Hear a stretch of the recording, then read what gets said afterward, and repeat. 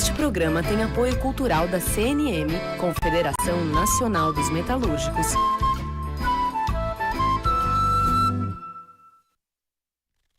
Livre para todos os públicos.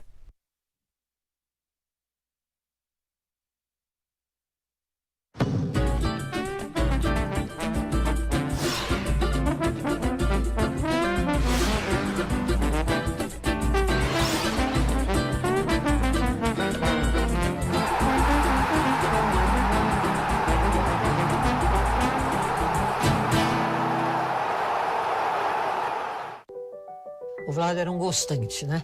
Ele gostava das coisas. Ele era um jornalista completo. Tudo lhe interessava.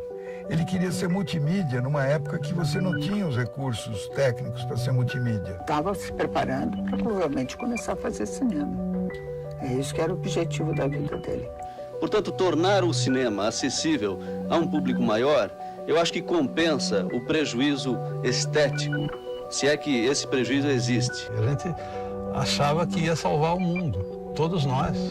A gente vira jornalista para salvar o mundo. Primeiro é que a gente tem que dar uma olhada nesse passado recente, entender o que a gente fez de errado. E eu não estou falando da história do meu pai, é uma coisa muito mais complexa. E não começa em 64, começa em 1500. Tem absoluta razão o Ivar Zog, em que ele disse uma coisa muito interessante, assim: meu pai é maior do que a sua própria morte.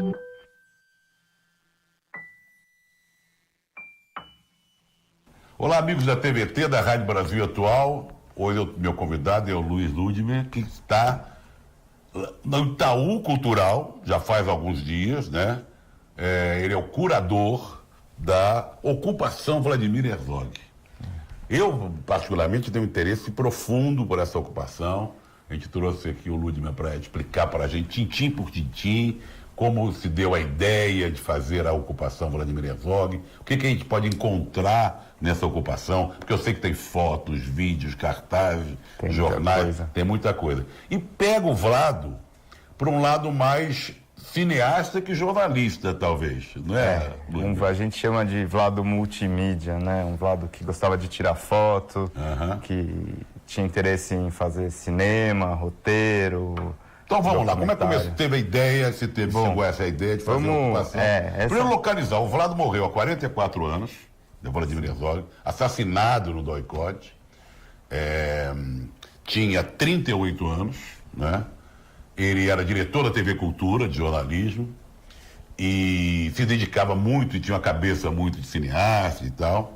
O Vlado passou a ser um símbolo da resistência, um símbolo triste, né? Apesar do atual presidente negar a ditadura, a tortura e colocar o brilhante Ustra como herói nacional pra gente é o Vlado Herzog. Então você explica pra gente como é que surgiu essa ideia. Bom, há uns 2 anos atrás, eu sou conselheiro do Instituto Vladimir Herzog, e a gente já tinha interesse numa parceria com o Itaú de viabilizar o acervo Vladimir Herzog. A gente nunca tinha conseguido se debruçar sobre a produção em vida do Vlado. Falava muito Vlado, mas... Toda vez que se fala do Vlado, se pensa no caso, no assassinato, e a gente queria entender essa produção que estava espalhada por aí, de uma pessoa que foi assassinada aos 38 anos, precocemente, mas que já tinha um cargo de diretor de TV pública. E aí começamos uma parceria com o Itaú e o Instituto Vladimir Herzog, então é uma co-curadoria, é uma realização do Itaú em parceria com o Instituto, e eu assino a curadoria junto com a instituição Itaú Cultural. E nessa constituição do acervo da produção em vida, a pergunta que a gente se fazia era assim: quem foi o Vlado que essa morte soturna apagou? E a gente foi descobrindo, então, o brilhante jornalista que o Vlado tinha sido, a criatividade, a obsessão que ele tinha pelo bom texto e também pelas causas sociais, né? Que desde cedo, na Faculdade de Filosofia, na Cinemateca, onde ele atuava, ele tinha sempre uma preocupação com as questões de educação no Brasil, com as questões de cultura. E quanto tempo vocês levaram até dizer, bom, agora tá ok, não tá ok, eu não gosto de falar. Tá tudo pronto para você colocar a ocupação em condições de... Lá no piso 2, né? No -2.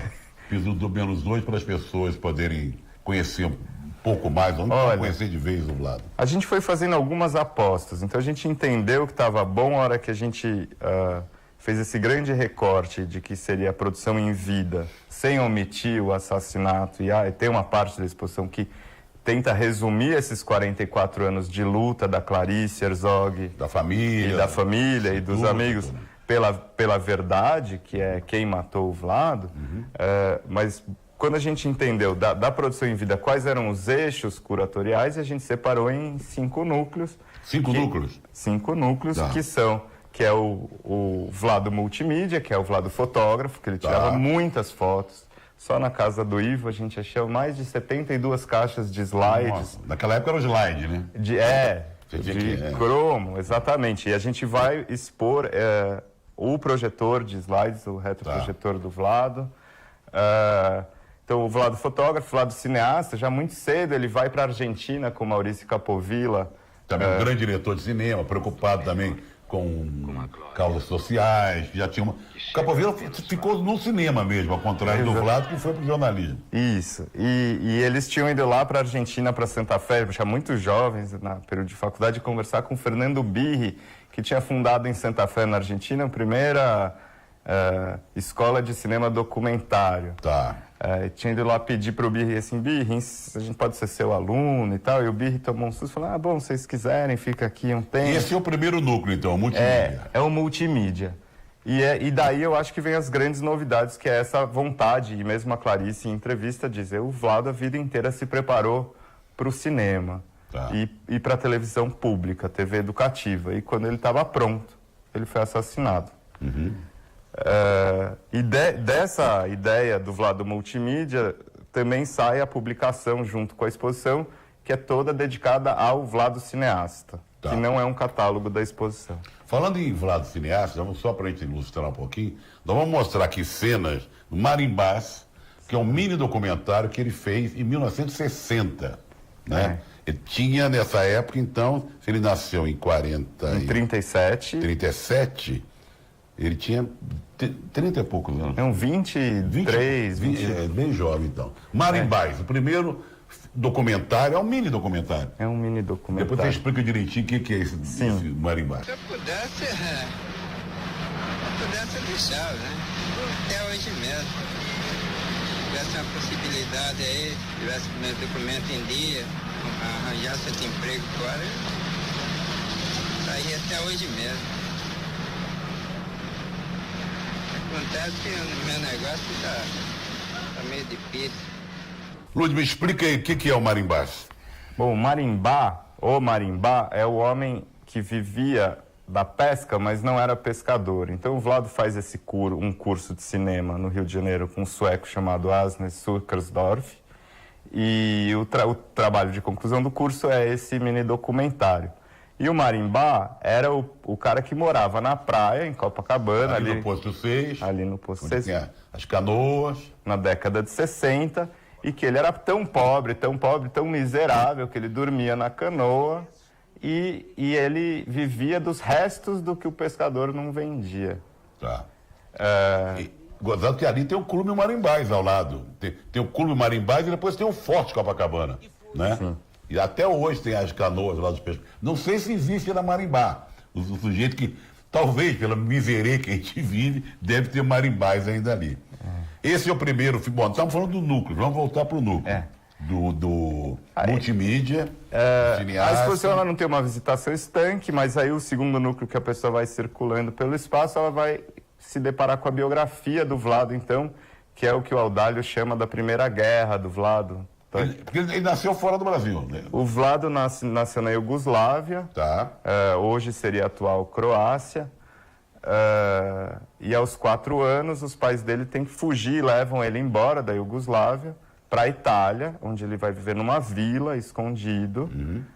Ele era judeu e eles estavam sendo perseguidos pelo nazismo, e ele chega no Brasil aos 10 anos. Então essa parte do núcleo biografia dá um pouco conta dessa história do Tem Vlado. fotos dessa época? Tem muitas tudo documentado, fotos e tem também uma carta que o pai do Vlado escreveu em 68 para ele, que a gente pediu para o Milton Ratum gravar em áudio essa carta. O pai veio, ele veio junto com os pais para o Brasil? Ele vem com os pais, ele chega com 10 anos, então ele falava italiano e falava iugoslavo. Essa carta do Milton, essa leitura do Milton Ratum da carta do pai, é uma carta que em 68 o Zygmunt, pai do Vlado, escreve para o Vlado nunca esquecer a história do que a família viveu desde a saída de Banja Luka, na Iugoslávia, até a chegada ao Brasil. Quero deixar ao meu querido filho Vlado a descrição do que aconteceu à nossa família na Segunda Guerra Mundial, da desgraça nossa e de todos os nossos queridos parentes, dos perigos que passamos até alcançarmos a liberdade e, finalmente, da nossa imigração para o Brasil. No dia 6 de abril de 1941, o rádio anunciava que Hitler tinha declarado guerra à Iugoslávia às 8 da manhã, mas às 6 da madrugada nossa capital, aberta e indefesa, já estava sendo bombardeada. Era domingo. O povo estava cedo nas ruas para ir à missa e depois aproveitar o dia livre. Consequentemente, houve muitas vítimas do bombardeio. Falava-se em 30 mil, entre mortos e feridos. É nessa parte da biografia que a gente pôs muitos slides, projetor de slides e correspondências, que é uma coisa muito inédita sobre a vida do Vlado. A gente encontrou muitas cartas. De quem para quem? Ele recebendo ou ele enviando? A gente optou por mostrar as que ele enviava de Londres. Porque ele trabalhou na BBC? Ele trabalhou na BBC de 66 a 60. E no começo de 69 ele volta para o Brasil, logo depois do AI-5. Então, durante esse período tem uma enormidade de cartas que ele mandava para os amigos, querendo saber notícias do Brasil e falando das preocupações dele, tanto com o que se passava na Europa, quanto com o que se passava aqui no país. Como é que as pessoas veem essas cartas lá na ocupação? As cartas, algumas originais, estão expostas. Tem algumas que são de punho e muitas são datilografadas, porque ele era jornalista e ele usava a máquina de escrever. É uma exposição que tem muito dessas coisas. Da época. Tem a câmera fotográfica do Vlado, tem uma máquina de escrever do Vlado, tem os slides, o gravador de entrevistas, coisas que quem tem 20 anos hoje... acha tudo estranho. Não sabe direito nem para que funciona. Não tinha celular, computador, essas coisas todas. Aí podia fumar na redação, essas coisas. Tem fotos de bastidores. Depois ele vai chegar a trabalhar na TV Cultura quando ele volta para o Brasil. Mas aí então vamos entrando no núcleo dele jornalista, que são os veículos de imprensa onde ele trabalhou, e a gente fez uma pesquisa extensa de todos os textos que ele escreveu. E aí era uma questão muito minuciosa de descobrir, porque são textos atribuídos a ele, não necessariamente assinados por ele. Ele não escreveu nenhum livro, não, né? Não, o Vlado não escreveu livro. Artigos e colunas. Não. Tem uma amiga dele, a Nilce Tranjan, que dá um depoimento... Você conhece Nilce Tranjan? Você conhece ela? Casado com Ercílio Tranjan. A Nilce fala uma coisa muito interessante, voltando para o cinema, que é uma descoberta dos interesses do Vlado. A Nilce diz assim que é muito provável que a gente não veja o nome do Vlado em muitos filmes brasileiros da década de 60 e 70, mas com certeza tinha a mão dele nesses filmes. No roteiro, troca de ideia com amigos, consultoria, parcerias, ajudava a pesquisa, etc. Legal. Então nós já vimos aí o multimídia, o Vlado, a biografia, o lado jornalista, né, por onde passou, escreveu. Exatamente. Depois a gente tem uma grande área que são as homenagens, que a gente chama de Vlado Vive, ou permanências, que é tudo que foi produzido sobre o Vlado desde da sua morte. Então por isso que eu vou mostrar a vocês aqui um jornal que eu me orgulho de ter participado. É o ex-16, esse 16 aí, porque era o número 16, tem o 15. Acabou com o 16, não chegou ao 17 exatamente por causa dessa matéria. trata-se aqui como nenhum órgão de imprensa fala da morte, do assassinato do Vlado, são páginas e mais páginas. Esse liberdade, abre as alas sobre nós, é um disfarce, porque é o hino à República, que nós temos a ascensão cante com ex. Então é a letra do hino à República. Olha. Simplesmente isso. Caía como uma luva para aquela época. Muito bem. Então vocês vão ter, com certeza o ex deve estar lá. Esse exemplar. Essa aqui é a segunda edição, que esgotou, aí tiramos mais 20 mil. Esse começo pós-assassinato do Vlado, ele é bastante conturbado, porque tem um manifesto dos 1.004 jornalistas que assinam o manifesto em nome da verdade e publicam nos jornais brasileiros. Existia até 78, que o juiz Márcio de Moraes dá uma sentença condenando o Estado brasileiro, dizendo que o Vlado foi responsabilizando o Estado brasileiro. De vez, né? Sim. Então, esses primeiros anos, a imprensa alternativa deu muito Unidade também. Que era o jornal do Sindicato dos Jornalistas, chefiado pelo querido Aldário Dantas. Exatamente. E que eu vinha me referindo à história na biografia do Vlado, primeira guerra do Vlado, segundo Audálio, é essa guerra para sobreviver à Segunda Guerra Mundial. E aí, a Segunda Guerra do Vlado, então, seria essa questão Ele já morto. Ele já morto. E temos, eu acho que mais um núcleo ainda. Sim, e o último núcleo é o caso Herzog, tá, que a gente dedica uma parte. Não dá para fazer uma exposição sobre o Vlado sem contar do que representou a morte do Vlado naquele período. Nós temos aí também imagens, trechos de filmes, que o Vlado participou como roteirista, porque tem a famosa, quero que você fale um pouco da Caravana Farcas. Sim. Que foi uma coisa marcante na vida dele, né? Sim, o Tomás Farcas era também um cara, além de fotógrafo, né? Grande fotógrafo. E do fotoclubismo, com German Lorca, etc. O Tomás Farcas financiou um grupo de profissionais de cinema no período para produzir alguns documentários, e todos com temas também de cunho social, que era a pegada jornalística do Vlado. O Vlado era um editor de cultura. Então tem os Subterrâneos do Futebol, do Capovilla, do Maurício Capovilla, e o Viramundo. Que o Vlado, nesse caso, era roteirista, talvez assistente de direção. Exatamente. Tudo. De produção, todo mundo fazia tudo ali, né? Vamos ver primeiro os Subterrâneos. A torcida agita-se. No campo, um dos maiores quadros do mundo, o Santos. Vocês conhecem esse moço? Esse aí? Ele aumentou a paixão do brasileiro pelo futebol. Um nome que até criança de 3 anos aprendeu a gritar com entusiasmo. Pelé. O Vlado não era ligado em futebol, mas o Ivo, filho do Vlado, é. Ele é. Nós vimos aí trechos do Subterrâneo. Vamos ver um trechinho agora também do Viramundo. Vamos lá. Aqui, ó. Primeiro eu vou fazer uma pergunta. Quem é de vocês que vai me obedecer? Levante as mãos. Só os que me obedecem na palavra de Deus. Todos digam amém, Jesus.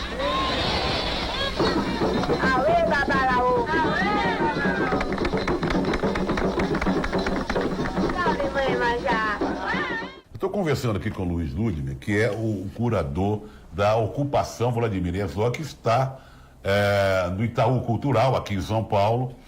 Onde é que fica o Itaú Cultural mesmo? Hein? Na Avenida Paulista, acho que é 1100. Eu acho que eu tenho aqui 1100. E é no segundo, no -2, né? No segundo subsolo, são 220 metros quadrados, é uma exposição grande. Tá. Como a ocupação, que vai até o dia 20 de outubro, terça a sexta, de 9 às 8 da noite, sábado, domingo e feriado, de 11 às 8 da noite, é na Avenida Paulista, 149, Estação Brigadeiro do metrô. Tá? Muito bem. Retificando, eu tinha falado Paulista 1100, é Paulista 149.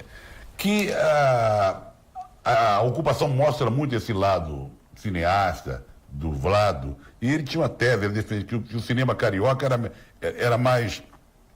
penetrava mais na alma do brasileiro que o cinema paulista. Exatamente. Tem uma matéria do Vlado no Jornal do Comércio que ele levanta essa bola, que é muito interessante, porque ele falava que naquele período o cinema paulista era um cinema muito voltado para a elite. E que o cinema carioca dialogava mais com o público brasileiro. Ele queria dizer Nelson Pereira dos Santos, Rio Zona Norte, Rio 40 Graus. Exatamente. Né? E São Paulo, talvez Walter Hugo Cury. Talvez fosse meio por aí. Por aí. E aí ele dá um depoimento, que é um único vídeo que a gente tem do Vlado se mexendo, falando para a câmera mesmo, porque ele era um cara de bastidores, em que ele defende... Bom, tem essa matéria no Jornal do Comércio que ele fala, ó, cariocas, a bola tá com vocês, porque vocês é que estão sabendo dialogar com o público brasileiro. Ele defende, então, a dublagem. E aí tem esse trechozinho gravado que a gente tirou... Que é raro, né? Que a gente tirou dos arquivos da TV Cultura, que provavelmente teria mais coisas, mas pegaram fogo faz umas décadas atrás. Em que ele fala que os filmes internacionais deveriam ser legendados. Porque... Legendados não, desculpa, dublados. E os filmes deveriam ser dublados porque num país vasto como o Brasil e não letrado em outras línguas, a despeito das perdas estéticas que um filme dublado poderia ter, ele pelo menos chegaria às multidões. Vamos ver esse trecho, então, do Vlado defendendo a dublagem dos filmes. Vamos lá. Eu, pessoalmente... sou mais favorável do que contrário à ideia de dublagem. Isso tendo em vista, principalmente, o tipo de sociedade na qual vivemos. Quer dizer, pelas estatísticas, o Brasil tem, somando-se a população totalmente analfabeta com a população semi-analfabeta ou funcionalmente analfabeta, somamos mais de metade da população. Portanto, seria tornar o cinema estrangeiro mais acessível a um número maior de público, possibilitar a dublagem. Você cita essa carta aos cariocas, veiculado na seção de cinema no Jornal do Comércio do Rio, que foi um jornal até muito conhecido, e tinha leitor, depois foi diminuindo. Aliás, a imprensa carioca diminuiu completamente. Que quando eu comecei em jornal, nós tínhamos no Rio de Janeiro o seguinte, que eu me lembro, posso estar esquecendo, o próprio Jornal do Comércio, Jornal do Brasil, Correio da Manhã, Diário de Notícias, O Globo, Jornal dos Esportes, O Dia, Luta Democrática, Novos Rumos, que era do Partidão. Que ele tinha, sabe? Sim, era um São negócio. Paulo também. Tribuna da Imprensa, que era do Carlos Lacerda, a última hora do saudoso grande Samuel Weiner. Hora que, coisa pujante, o Rio de Janeiro, inclusive, era Distrito Federal, era a capital da República, e ali a imprensa escrita era efervescente e tal, né? Você falou dessa coisa do Rio de Janeiro, tem uma foto muito bonita do Vlado cobrindo Brasília em 1960. A inauguração de Brasília. Eu acho curioso, não tem imagens do Vlado. Você tem muitas fotos. Temos. Essa a gente... Mas ele falando, ele dando entrevista, sei lá o quê. Não, isso é muito interessante. A gente se deparou com essa questão também, porque tanto no estado de São Paulo, muitas matérias estão escritas do enviado especial, então ele vai cobrir um festival de cinema, ou ele cobre a vinda do Sartre ao Brasil e é o enviado especial. Sartre tem em Araraquara, não sei se vocês sabem. Essa foi uma visita muito relevante. Quem fala muito isso é o Inácio de Loyola, que é de lá. O Luiz Vez, que era amigo do Vlado desde de pequeno, do Colégio de São Paulo, disse que essa visita do Sartre mexeu muito com... Abalou o Bangu, como diria. E incitou muito o Vlado a ser um intelectual engajado e perceber a questão de se engajar mais politicamente com o que acontecia no país no momento. Mas voltando... eu quero fazer você estava explicando aí o Vlado como enviado especial, cobrindo festivais de cinema. Ele era o repórter, o enviado especial, mas não era o... Como não tinha essa coisa de celular de hoje em dia, certamente, se ele tivesse cobrindo um festival de cinema hoje, mandaria uma imagem. Ele gravando, fazendo um comentário pelo celular. Sim, aliás, essa exposição ela mostra muito como era a imprensa dos anos 60 e 70. Você falou em máquina de escrever. Eu estou lendo aqui também, Ludmila, aqui. Como na maioria da programação apresentada pelo Itaú Cultural, são 17, não é a mecanismo de acessibilidade que você encontra lá, tem os vídeos sem tradução em libras, mas uma coisa que eu li aqui também no release, que é a 46ª É, a 46ª ocupação da série Ocupação do Itaú Cultural. E a série Ocupação, ela sempre escolhe figuras que foram relevantes para a história da arte e da cultura brasileira. Ela sempre homenageia alguém e justamente ela trabalha com aquilo que eu estava... Qualquer área de atividade, assim? Sim, foi de Laura Cardoso, atriz, a Antônio Cândido, a Paulo Mendes da Rocha... ligado à cultura, evidentemente, Itaú Cultural, mas pode ser de cinema, de literatura, de artes plásticas. E no caso a gente achava que ia enveredar só pelo jornalismo e acabamos fazendo uma publicação sobre cinema. Tá. Só para retomar a parte da atribuição, o Vlado, na revista Visão, que era uma revista que você deve... Sim, o Zenir Ventura trabalhou muito lá. Exatamente, ele e o Zenir eram os editores de cultura da revista Visão. Eu estou bem informado, porque eu sou dessa época. Não, o Vlado ainda era uma geração acima. Mas eu, como era leitor disso tudo, tinha revista Senhor ainda, você entendeu? Que era uma bela de uma revista. Sim, e na Visão, o Vlado, ali realmente tem pouquíssima coisa assinada por ele, porque no período de Londres ele já colaborava, então ele era um colaborador e assina. A gente vai expor umas 5, 6 matérias dele da revista Visão, e tem uma ontológica dele com Zenir Ventura, que se chama, ficou conhecida como Vazio Cultural, mas ele fala da crise da cultura no Brasil. Nos anos 70 já. 70. E ele faz um diagnóstico que, se a gente lê hoje, eu tomo a liberdade de dizer que não mudou muito. Não mudou muito. Bom, fica aqui o convite para a ocupação Vladimir Herzog, aqui no Itaú Cultural, na Paulista. Vai até o dia 20 de outubro, já dei aqui os horários e tal. Sim. Tem vídeo, tem cartas, tem fotos, 5 núcleos, 5 maneiras de entender um pouco mais a obra, quem foi o Vladimir Herzog, e também não foge de um assunto, uma coisa muito importante, que é o assassinato, a execução dele, dos porões do DOI-CODE, né, que é uma coisa que nos deixa até hoje indignados e tal. Se eu puder complementar essa sua fala final, o Vlado, ele estava fora do radar. Tinha muitas pessoas muito engajadas, mais engajadas politicamente. Claro. Então a morte do Vlado, ela surpreendeu muito no período, porque ninguém imaginava. Todos os jornalistas, todo mundo das redações podia imaginar outros sendo presos e torturados, mas o Vlado não, porque ele era o diretor de jornalismo da TV Cultura. Uma ligada à cultura, que não era um sujeito de ação, assim, ele podia achar muita coisa, pensar, né, discutir, se indignar. Exatamente. Mas do jeito que aconteceu foi terrível e a gente jamais vai desculpar essa gente. Ludmila, obrigado. Obrigado você. Sucesso para a ocupação. Em breve estarei lá vendo. Agradeço. A gente fica por aqui. Um abraço. Até mais.